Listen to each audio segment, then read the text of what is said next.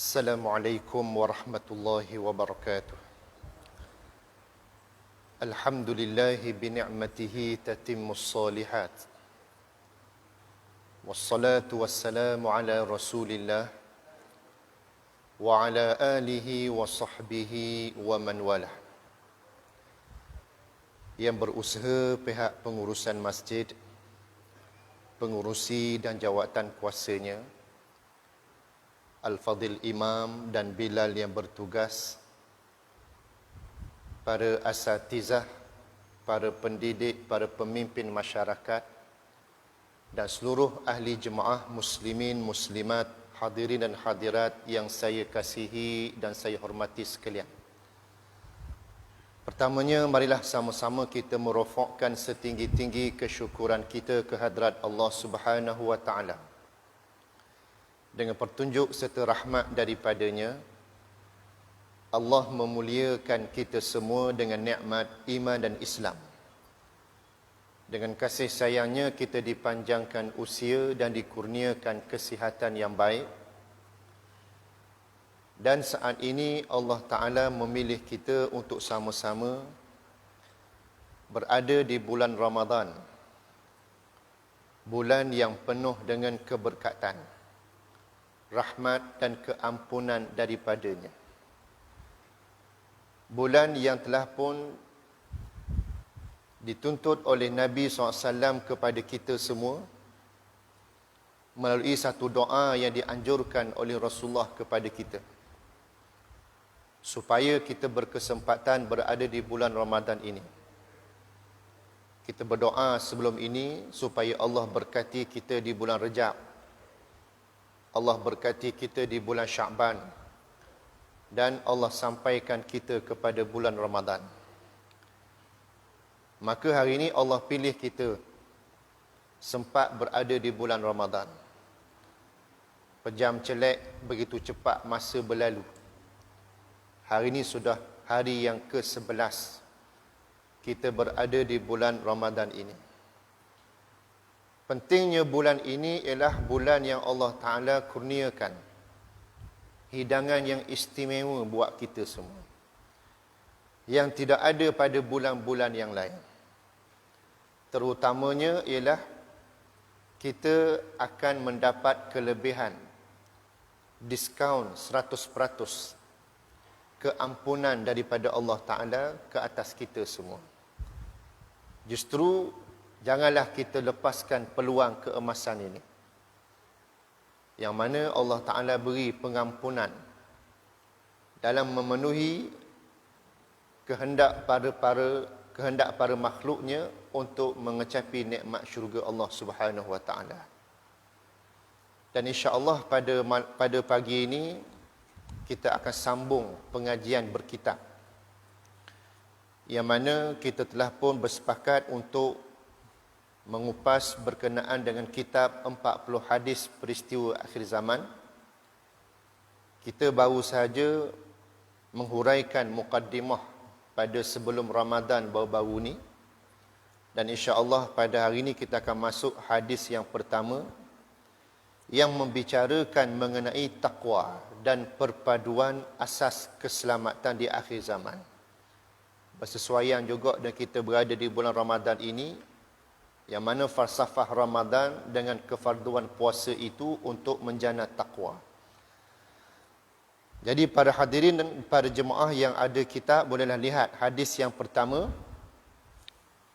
An Abi Najih Al-Irbad bin Sariyah radhiyallahu ta'ala anhu qala: wa'azana Rasulullah sallallahu alaihi wasallam mau'izatan wajilat minhal qulub wazarifat minhal uyun faqulna ya Rasulullah ka'annaha maw'izatun muwaddi'in fa'awsina qala usikum bitaqwallahi azza wa jalla was-sam'i wat-ta'ah wa in ta'ammara 'alaykum 'abdun fa innahu man ya'ish minkum فسيرى اختلافا كثيرا فعليكم بسنتي wa sunnatil khulafa'ir rasyidin al-mahdiyyin addu 'alaiha bin nawajiz wa iyyakum wa muhdatsatil umur fa inna kulla bid'atin dhalalah. Rawahu Abu Dawud wa Tirmizi wa qala hadisun hasanun sahih.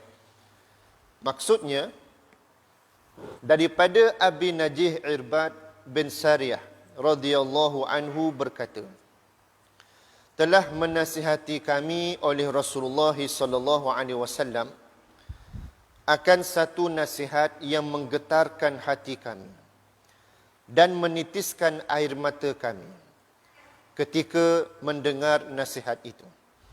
Lalu kami berkata, wahai Rasulullah, seolah-olah ini adalah nasihat yang terakhir, maka berilah pesanan kepada kami.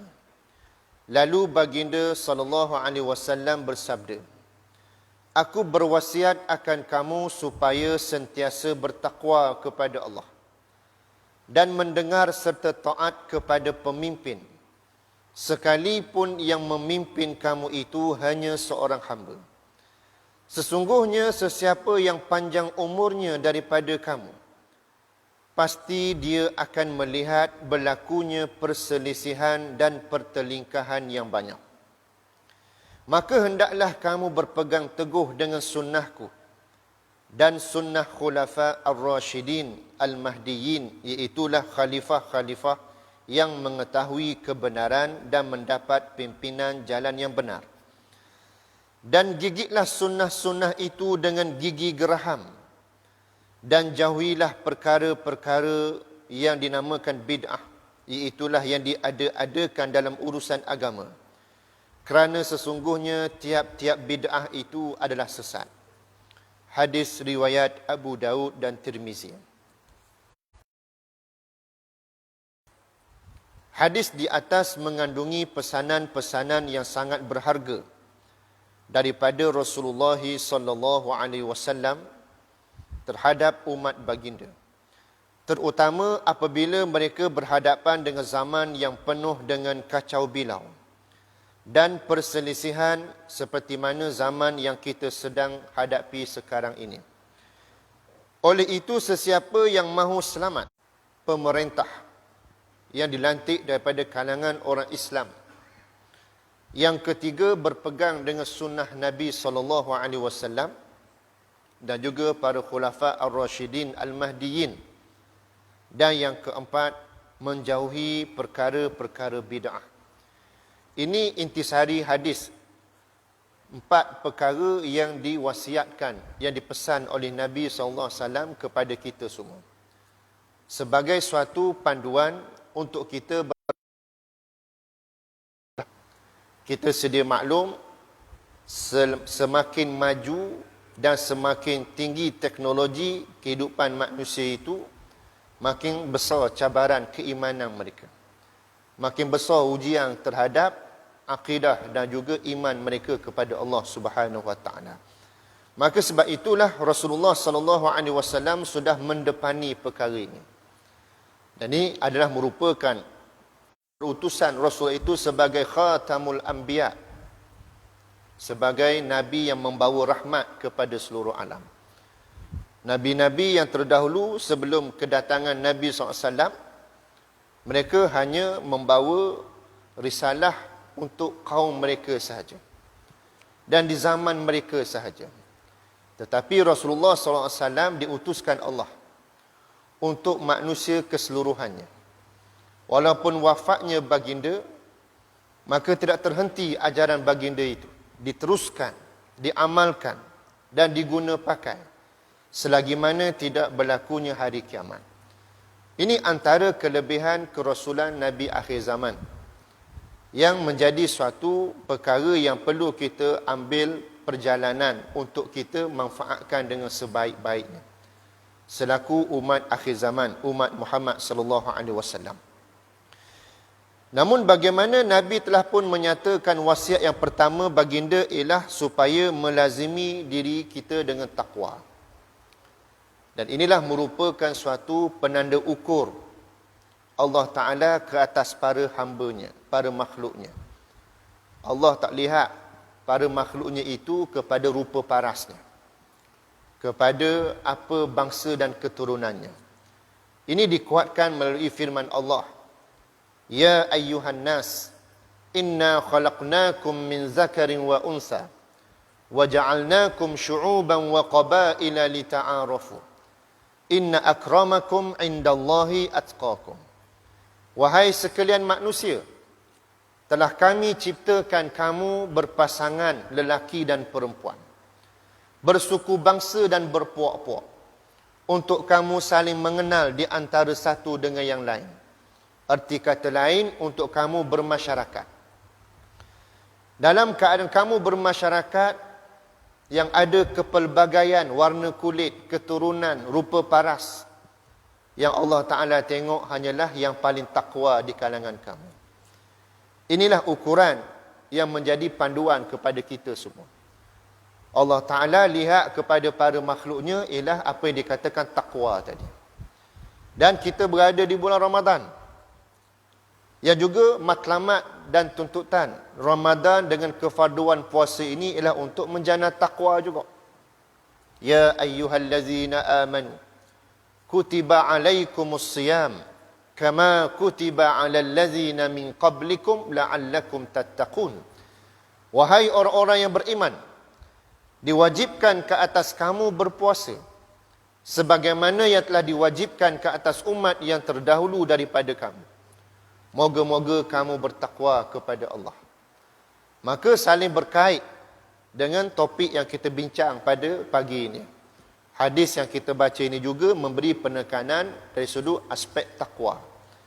Kenapa pentingnya takwa ini? Inilah yang merupakan enjin dalam setiap individu yang bergelar Muslim, yang mengaku beriman kepada Allah Ta'ala. Inilah kekuatannya. Tanpa ada takwa, maka menjadikan manusia itu boleh jatuh kepada lembah kehinaan dan hilangnya jati diri mereka. Mereka tidak akan melaksanakan tanggungjawab mereka yang sebenarnya. Maka sebab itulah rahmatnya Allah Ta'ala, kasihnya Allah Ta'ala kepada para hambanya, dengan mengisytiharkan manusia ini dengan sebaik-baik kejadian, maka Allah Ta'ala beri alat malak, ataupun Allah Ta'ala beri sumber-sumber dalam menyokong kepada realiti manusia itu dijadikan dengan sebaik-baik kejadian. Dengan berbekalkan takwa itulah menjadikan manusia mampu melaksanakan tanggungjawab khalifah, tanggungjawab mengimarahkan bumi Allah Ta'ala. Kalau kita tengok hadis ini, pesanan Nabi yang kedua, Nabi suruh kita taat kepada pemerintah. Walaupun pemerintah itu daripada kalangan hamba abdi, ataupun dari kalangan keturunan hamba, kulitnya hitam dan rambutnya berkerinting. Tetapi kedudukan hamba yang hitam tadi, kalau dia diangkat sebagai pemimpin dengan ada nilai takwa, maka Nabi suruh kita taat kepada pemimpin itu. Taat kepada mereka yang diberikan amanah dalam mentadbir dan memandu kehidupan. Maka di sini juga memberi gambaran, itulah urusan khalifah. Urusan dalam melaksanakan gerak kerja iqamatuddin wa siyasatud dunyabih, yang berkait dengan ayat surah Al-Baqarah ayat 30. Allah Ta'ala mengisytiharkan di hadapan para malaikat, wa iz qala rabbuka lil malaikati inni ja'ilun fil ardi khalifah. Dan ingatlah ketika Allah berbicara dengan para malaikat, menyatakan bahawa akan dilantik manusia bermula penciptaan Adam AS untuk menjadi khalifah Allah di atas muka bumi. Khalifah itulah ulama menghuraikan iqamatuddin, tegakkan agama. Wasiyasatud dunyabih, dan segala urusan takbir kehidupan mesti diikat dengan agama. Maka itulah di antara matlamat penciptaan manusia di atas muka bumi. Sehingga Allah Ta'ala isytihar di hadapan para malaikat di alam langit sana untuk menyatakan bagaimana kemuliaan manusia, diangkat martabat mereka dalam melaksanakan tanggungjawab itu. Sehingga malaikat pun bertanya sebagai istifsari untuk minta hikmah, kefahaman daripada apa hikmah di sebalik pemilihan Allah Ta'ala ini melantik manusia sebagai khalifah. Ataj'alu fiha man yufsidu fiha wa yasfiku ad-dima wa nahnu nusabbihu bihamdika wa nuqaddisu lak. Qala inni a'lamu ma la ta'lamun. Bila malaikat tanya Allah Ta'ala, wahai Tuhan, adakah kamu nak pilih lantik manusia sebagai khalifah, sedangkan mereka itu sifat sama sebagaimana makhluk sebelum ini yang pernah diberi tanggungjawab dan amanah khalifah. Mereka ini cenderung melakukan apa dia? Pertumpahan darah. Dan juga melakukan perselisihan, perbalahan sesama mereka. Lalu Allah Ta'ala jawab kepada malaikat, Qala inni a'lamu ma la ta'lamun. Aku ini Allah, lebih tahu daripada kamu yang tidak tahu. Menunjukkan bagaimana Allah Ta'ala telah memilih manusia, mengangkat darjat mereka, meletakkan kemuliaan kepada mereka. Allah Ta'ala mengajar manusia dengan ilmu. Bermula dengan Nabi Adam AS. Wa 'allama Adam al-asma'a kullaha. Walaupun Allah Ta'ala lantik manusia sebagai khalifah, diberikan amanah yang besar, Allah Ta'ala tidak biarkan manusia begitu sahaja. Disebut pada Nabi Adam, Allah Ta'ala ajar Nabi Adam. Diprogramkan Nabi Adam dengan ilmu, dengan kepimpinan, untuk melaksanakan tanggungjawab tersebut. Maka begitulah kita manusia, dalam untuk melaksanakan tanggungjawab khalifah itu mesti ada ilmu, mesti menguasai akan hukum hakam, mesti tahu akan perkara yang sepatutnya dan perkara yang tak sepatutnya. Maka sebab itulah berlakunya apa yang dikatakan pemilihan dan juga meletak ataupun memilih golongan yang ahli, golongan yang layak. Maka sebab itulah Allah Ta'ala berfirman, Ati'ullaha wa ati'ur rasul wa ulil amri minkum. Fa in tanaza'tum fi syai'in farudduhu ila Allahi war rasul. Wahai orang-orang yang beriman, taatlah kamu kepada Allah, dan taatlah kamu kepada Rasul, dan taatlah kamu kepada para pemimpin yang dilantik dari kalangan kamu. Sekiranya berlaku perselisihan, pertelingkahan, pemerintahan mesti seiringan. Sebab itulah Rasulullah melaksanakan gerak kerja hijrah baginda daripada Mekah ke Madinah. Apa tujuan? Untuk meletakkan Islam itu berdaulat, berada di atas. Al-Islamu ya'lu wa la yu'la alaih. Ketika Nabi berada di Mekah, Nabi tidak ada kekuatan dari sudut tapak dan kuasa. Nabi hanya ada kekuatan dari sudut untuk menyampaikan sahaja dengan lidah baginda. Nasihat, mengajak orang-orang Mekah supaya beriman kepada Allah, meninggalkan amalan menyembah patung-patung. Tetapi belum mencukupi, belum capai kepada kekuatan yang sebenarnya. Maka sebab itulah berlakunya penindasan demi penindasan terhadap Islam yang dibawa oleh Nabi ketika berada di Mekah. Sehingga akhirnya Allah menurunkan wahyu, memberi keizinan untuk Nabi berhijrah daripada Mekah. Berbanding di kota Mekah 13 tahun sebut kebenaran Islam, tak makan cekak orang kata. Babenya orang Mekah ni tidak mahu terima kebenaran Islam. Tapi bila bawa Islam di Madinah, dengan adanya kuasa pemerintahan, mampu diterjemahkan dalam bentuk yang lebih luas dan difahami. Sehinggalah pada tahun ke-8 Hijrah berlakunya apa yang dikatakan pembukaan kota Mekah, Fathul Mekah. Juga berlaku pada bulan Ramadan, pada bulan yang kita berpuasa padanya. Bila berlakunya pembukaan kota Mekah, maka disitulah memberi satu kefahaman dan gambaran kepada kita bahawa masyarakat Arab dapat menerima Islam dengan penuh rela, dengan penuh keikhlasan mereka. Kenapa? Sebab mereka dapat lihat keindahan Islam diterjemahkan dalam bentuk yang lebih luas. Islam itu bukan hanya untuk amalan individu saja. Bukan setakat semayang, puasa, zakat dan haji saja. Islam itu mesti diterjemahkan dalam bentuk yang lebih luas. Termasuklah dalam bentuk kenegaraan, dalam bentuk kemasyarakatan. Maka sebab itulah dititik beratkan dalam hadis ini, Nabi suruh kita supaya taat kepada pemimpin di kalangan orang Islam. Syaratnya pemimpin itu beriman dan bertakwa. Walaupun pemimpin itu daripada ketakwaan diri mereka. Bukan pada rupa paras, bukan pada keturunan, bukan pada warna kulit dan sebagainya. Maka sebab itu, bila Nabi memberi penekanan tersebut, bahawa pentingnya kelangsungan kehidupan manusia itu berbekalkan takwa, sehingga mampu menterjemahkan apa yang dikatakan tanggungjawab Khalifah Allah Subhanahu Wa Taala. Dan yang ketiga, Nabi memberi penekanan pesanan baginda ialah berpegang teguh kepada sunnah Rasulullah dan juga sunnah para khulafa ar-rasyidin al-mahdiyin. Apabila kewafatan Nabi SAW, sudah pasti menjadi suatu kejutan di kalangan bangsa Arab sendiri. Bahkan kita sedia maklum dalam sirah menceritakan bagaimana berlakunya ujian. Di kalangan orang Arab sendiri, ada yang tak dapat menerima hakikat kewafatan Nabi SAW.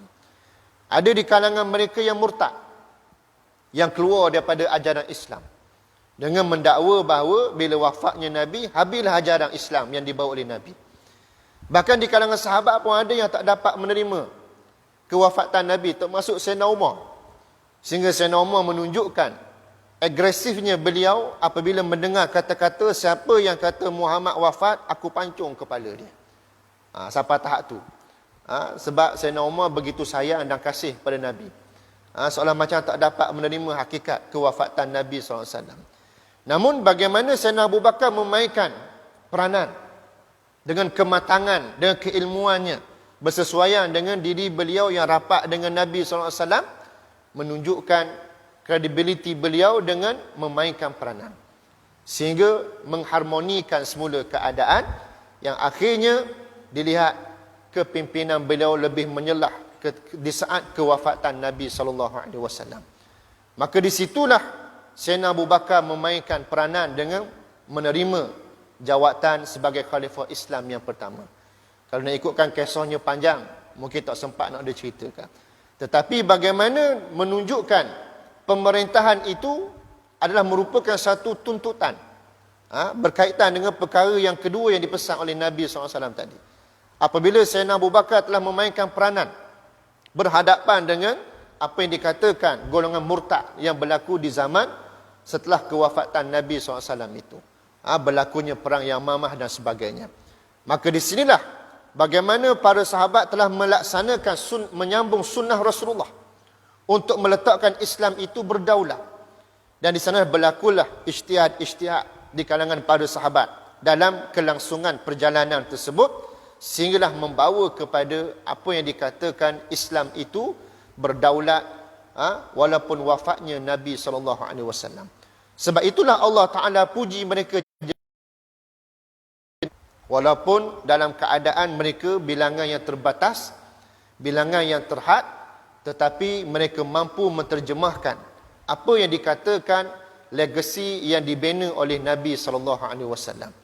Menegakkan perintah Allah Ta'ala, meletakkan Islam itu kepada kedaulatan yang sepatutnya. Kita sedia maklum ketika mana di zaman Nabi SAW ada kuasa besar dunia akan tumbang. Percikan api yang kedua, Parsi akan tumbang. Kemudian percikan api yang ketiga, Islam akan menang. Maka itu sudah membawa kepada maksud wawasan yang dicanangkan oleh Nabi SAW kepada para sahabat. Walaupun belum sempat di zaman Nabi berlakunya perkara itu, maka para sahabat menyambung gerak kerja tersebut. Sehinggalah di zaman Abu Bakar, kemudian disambung oleh zaman Sayyidina Umar. Dan lebih jelas berlakunya perkara ini di zaman Sayyidina Umar. Berlakunya perluasan wilayah umat Islam yang begitu pesat, bersesuaian dengan Sayyidina Umar ni sebab pemerintahannya panjang pada zaman kehidupan beliau. Nak banding dengan zaman Sayyidina Abu Bakar, tak sempat nak buat begitu. Sebab Abu Bakar hanyalah sempat 2 tahun saja pemerintahannya. Jemput menghadap Rabbul Jalil. Dia tak sempat panjang dia tak panjang umurnya. Tapi di zaman Sayyidina Umar, Allah panjangkan umurnya. 10 tahun perjalanan pemerintahannya. Dalam tempoh tersebut berlakunya perkembangan yang pesat perluasan wilayah umat Islam, sehingga menggambarkan apa yang diwawasankan oleh Nabi SAW itu menjadi satu realiti dan kenyataan. kita orang Islam gagal untuk mengambilnya daripada jajahan dan juga cengkaman Zionis. Itu sudah cukup menggambarkan tahap ketakwaan kita di akhir zaman. Di zaman Sayyidina Umar membebaskan Baitul Maqdis daripada cengkaman Zionis, daripada cengkaman Rom. Kita hari ini Zionis menguasai Baitul Maqdis, kita tak mampu berbuat apa-apa. Sedangkan umat Islam pada zaman Sayyidina Umar itu bilangan mereka terbatas. Tidak seramai di zaman kita pada hari ini. Di zaman kita pada hari ini bilangan kita begitu ramai. Tetapi kita tahu nilai kedudukan umat akhir zaman yang mesti menyambung legasi yang telah pun dibina oleh Nabi SAW. Supaya kita mampu menjiwai kedudukan khairul ummah yang diisytiharkan Allah dalam Al-Quran.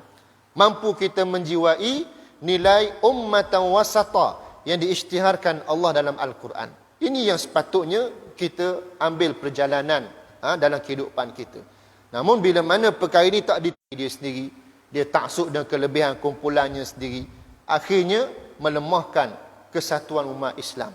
Mereka sanggup nak tegakkan benang yang basah di atas kedudukan mereka, kumpulan tertentu, akhirnya merugikan orang Islam dan merugikan agama Islam sendiri. Ini satu kesilapan yang berlaku di akhir zaman hari ini. Sebab itulah kita ambil peluang dan kesempatan berada di bulan Ramadan ni, ibarat kata kita masuk bengkel sebulan, buat terapi balik. Kita suntik keimanan kita ini supaya mencapai takwa yang sebenarnya. Supaya kita mampu untuk menjiwai takwa ini, di mana ciri-ciri orang yang bertakwa itu ialah yang disebut oleh Sayyidina Ali, al-khawfu bil jalil, takut kepada Allah Ta'ala. Takut kepada Allah Ta'ala ni maknanya dalam keadaan dia cermat buat apa sahaja itu, mesti nak utamakan redha Allah ke atas diri dia. Bukan dia nak meletakkan kepuasan nafsu menguasai diri dia, ataupun agenda keinginan peribadi nafsunya untuk dikecapi dalam kehidupannya. Itu silap. Sebaliknya orang yang bertakwa, maka dia ada rasa gerung dan takut kepada Allah Ta'ala. Kemudian al-qana'ah, dia berpada dengan apa yang dia ada. Dia tidak loba mencari keduniaan sehingga dia sanggup menghalalkan yang haram, mengharamkan yang halal. Maka orang yang bertakwa, dia akan mampu bertahan dan juga mampu menangani perkara-perkara tadi. Wal amalu bitanzil, sudah pasti orang yang bertakwa itu orang yang sentiasa beramal dengan apa yang diturunkan. Apa yang diturunkan? Al-Quran. Dan Ramadan juga dikaitkan dengan bulan diturunkan Al-Quran padanya. Maka sebab itu orang yang bertakwa, mereka beramal dengan apa yang Allah Ta'ala perintahkan. Termasuklah yang diperintahkan Allah Ta'ala itu meletakkan Islam itu berdaulat. Itulah melaksanakan tanggungjawab khalifah Allah Subhanahu Wa Ta'ala. Dan yang keempat, wal isti'dad lil maut. Orang yang bertakwa itu dia ada buat persiapan untuk hari kematian dia. Maknanya dia dah buat persiapan awal untuk hari mati dia. Maknanya apa persiapan itu? Bekalan amal. Bekalan amal itulah yang dinamakan persiapan untuk hari mati. Ya ayyuhallazina amanu taqullaha wal tanzur nafsum ma qaddamat lighad wattaqullah innallaha khabirum bima ta'malun. Wahai orang-orang yang beriman, bertakwalah kamu kepada Allah dan lihatlah apa yang telah kamu dahulukan daripada amal-amal kamu untuk hari esok, yakni hari akhirat. Bertakwalah kamu kepada Allah. Sesungguhnya Allah itu maha luas pengetahuannya di atas apa yang kamu kerjakan. Maka sifat orang yang bertakwa, dia sentiasa peka dan sensitif akan persiapan bekalan amal dia. Termasuklah bekalan amal itu bukan hanya melalui ibadah-ibadah individu, solat, puasa, zakat dan haji. Merangkumi ibadah juga amal yang dituntut ialah kita pastikan Islam itu berada pada kedudukan yang berdaulat. Dan apa-apa gerak kerja dalam melaksanakan kedaulatan Islam itu adalah merupakan bekalan amal kita yang dikategorikan sebagai gerak kerja jihad. Zaman para sahabat, zaman Rasulullah, jihad mereka melibatkan masuk ke medan perang, mengangkat senjata. Zaman kita ni sudah berubah pendekatannya. Nak meletakkan Islam itu berdaulat mengikut kepada uruf dan suasana tempat. Kalau zaman kita di Malaysia ni berteraskan kepada demokrasi, pilihan raya, maka gerak kerja mesti berteraskan kepada tuntutan tersebut. Yang meletakkan bagaimana perjalanannya mesti meletakkan Islam sebagai agenda utama kita. Meletakkan kedaulatan Islam itu sebagai matlamat. Dan meletakkan kesatuan itu, kesatuan umat Islam itu sebagai suatu matlamat. Kalau kita orang Islam berpecah belah, orang Islam tidak bersatu padu, bagaimana nak capai kekuatan Islam itu mencapai kepada kedaulatannya? Maka marilah kita bermuhasabah dengan melihat pesanan-pesanan dan wasiat Nabi tadi kepada kita, untuk kita sama-sama melaksanakan kehidupan kita supaya kita tidak melakukan sesuatu yang boleh mengundang kemurkaan Allah ke atas kita semua, yang boleh membawa kepada sesuatu yang dihadapi dalam kehidupan kita ni, kesulitan-kesulitan akibat kemurkaan Allah. Maka hari ini Allah Ta'ala dah banyak timpakan kepada kita ni pengajaran-pengajaran, termasuklah suasana pandemik COVID yang tidak menentu. Sekejap naik, sekejap turun, sekejap okey, sekejap tak okey. Semuanya itu berkait dengan gerak kerja kita semua, berkait dengan perangai dan juga tindak tanduk kita semua, supaya di sana boleh dijadikan sebagai satu medan muhasabah. Kita ni kira beruntung dah, walaupun dalam suasana pandemik kita tidaklah sesulit mana ataupun sengsara mana pada sudut nisbah pada umat-umat yang terdahulu. Umat-umat yang terdahulu bila melakukan kesilapan dan dosa, bila Allah Ta'ala murka, maka kemurkaan Allah secara total kepada mereka. Kebinasaan Allah kepada mereka itu menyeluruh, tak tinggal dah lagi ruang-ruang untuk mereka bertaubat kepada Allah Ta'ala. Kita ni Allah Ta'ala timpakan satu musibah dan kesulitan, masih ada ruang untuk kita baiki kelemahan kita.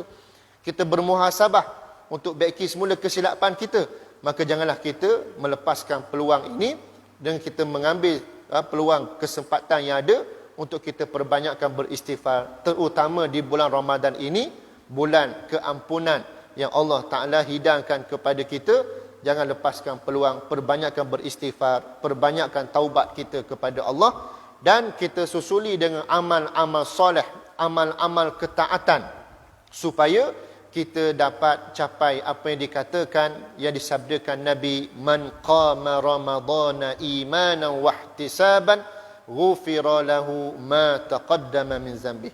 Barang siapa yang mendirikan Ramadan, menghidupkan Ramadan dengan perkara ketaatan, solatnya, membaca Qurannya, berzikirnya, beristighfarnya, bersedekahnya, memberi makan orang berpuasanya, dan segala apa yang dilihat sebagai amal-amal soleh, dibuat dengan penuh keimanan, dengan penuh penghayatannya, dengan penuh untuk mencapai keredaan daripada Allah Ta'ala, maka Nabi letakkan satu jaminan dan janjinya, iaitulah ghufiralah, diampunkan dosa ke atasnya, ma taqaddama min zambih, dengan apa yang didahulukan olehnya pada sebelum itu. Maknanya dosa-dosa yang telah lalu itu akan mendapat keampunan daripada Allah. Syaratnya kita hidupkan dan dirikan Ramadan ini dengan penuh keikhlasan dan penghayatan dan keimanan kita untuk mencapai redha Allah dan keampunannya. Mudah-mudahan kita semua termasuk golongan yang tersebut dan kita mendapat keampunan daripada Allah Subhanahu wa taala,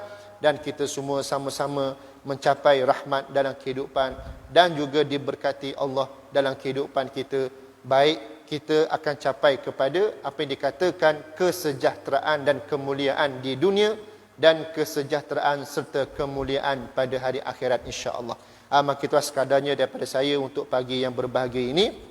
Mudah-mudahan dengan kupasan dan perkongsian hadis yang kita bacakan sebentar tadi dapat memberi suatu kefahaman dan juga motivasi dan juga pencerahan melalui hadis yang kita baca tadi, supaya kita dapat laksanakan, adaptasikan dalam kehidupan semasa kita di akhir zaman ini, supaya kita benar-benar menjiwai peranan khairul, peranan ummatan wasata yang dituntut Allah ke atas kita semua, insya-Allah. Maka itulah sekadarnya, yang baik datang daripada Allah, yang kurang atas kelemahan diri saya. Aqulu qawli hadza wa astaghfirullahal azim li wa lakum. Bismillahirrahmanirrahim. Alhamdulillahi Rabbil Alamin. Hamdan yuwafi ni'mahu wa yukafi'u mazidah. Ya Rabbana lakal hamdu kama yanbaghi li jannah mimman qama Ramadana imanan wa ihtisaban ghufira lahu ma taqaddama min zambi. Ya Allah, masukkanlah kami, golongkanlah kami di kalangan para hamba-Mu yang mendirikan Ramadan dengan penuh keimanan dan keikhlasan.